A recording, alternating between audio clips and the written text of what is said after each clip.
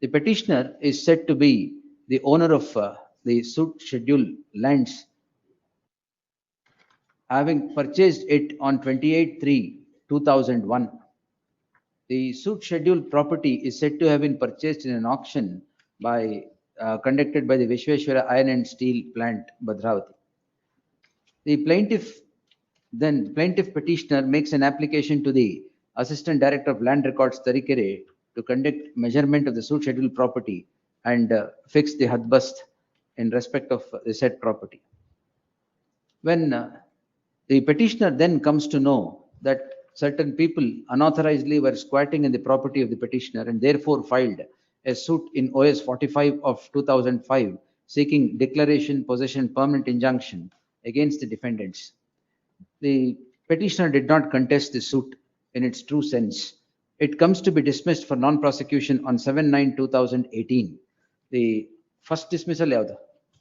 7/9/2017. 7/9/2017. The petitioner then files an application in miscellaneous application in Civil Miscellaneous 5 of 2017 seeking restoration of the suit in OS 45 of 2005, which also comes to be dismissed. The petitioner then prefers an appeal before the first appellate court only to get it dismissed. These orders are impugned in the subject petition.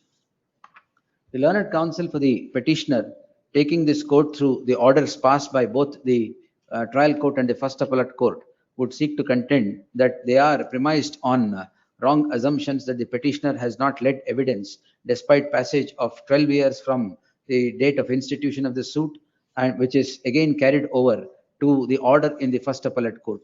He would contend that evidence was led by way of affidavit that was placed before the concerned court. The said affidavit is also appended to the petition. The learned counsel further contend that all the respondents who were squatting in the property of the petitioner at Chikamagalur have did not receive the notice, and it became a Herculean task to serve them. And by the time the service of notice could get effected, the court had dismissed the case for its non-prosecution owing to the alleged fact that the petitioner had not led his evidence.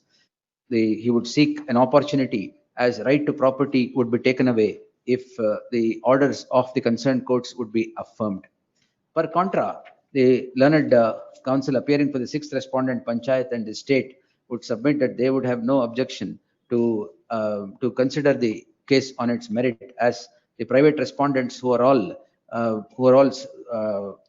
held ex parte have never bothered to appear before the court after receipt of summons as well.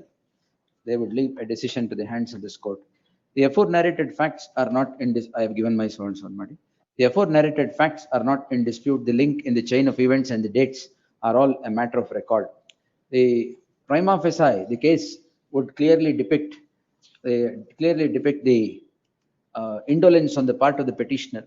Equity would undoubtedly depend upon the diligence of any litigant, as delay would defeat equity. But the case at hand, the issue is with regard to the rights of property of the petitioner, which is a constitutional right as well. In that light, a constitutional right as well. On the said premise, I deem it appropriate to notice the orders passed by the concerned courts. The concerned court, i.e., the trial court, at the outset rejects the suit for its non-prosecution. The respondents therein were also placed ex parte. The suit is dismissed on the score that the petitioner has not led any evidence despite passage of 12 years. The evidence that is led is appended to the petition. In fact, the petitioner has placed his evidence by way of an affidavit. Way back, yavat hakididu? Page 53. In page 53. The 53, yavat kottiddu, sir. Adu 3/11/2016. 3/11/2016. On 3/11/2016, though it was delayed by several years, it was prior to the passage of the order of dismissal for its non-prosecution. The petitioner then files a miscellaneous application seeking recalling of the order on the score that he had already filed his evidence. The court rejects the petition on the score that the plaintiff's evidence, the matter was posted for plaintiff's evidence on 24/8/2017 and has not led any evidence. long before that the evidence had been placed before the concerned court. Therefore, there is an error in observation by the concerned court observation by the concerned court to reject the plaint. The petitioner then files an appeal in a miscellaneous appeal before the Court of Session before the First Appellate Court in Miscellaneous Appeal 8 of 2018.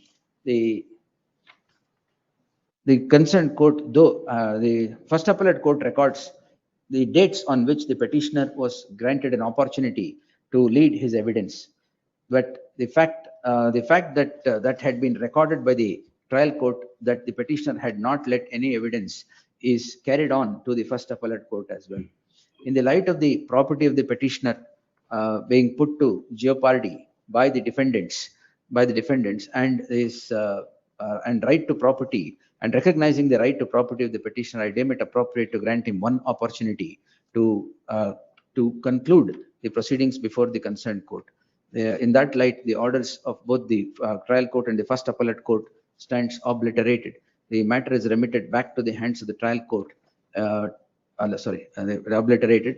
The suit in OS 45 of 2005 stands restored. The concerned court, the trial court, shall conclude the proceedings. Since the suit is of the year 2005, the trial court shall conclude the proceedings with an outer limit of 6 months from the date of receipt of the copy of the order.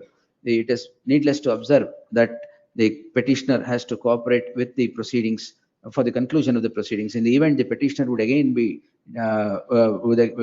display indolence, it is open to the concerned court to pass necessary orders in accordance with law. And it is made clear that any other attempt of the petitioner to challenge the said order which is dismissal for non-prosecution on his own accord will not be entertained. The date may be fixed for the trial court appearance. Since the petitioner shall appear before the concerned court on 20th of June 2025, and the trial court shall endeavor to conclude the proceedings within 6 months.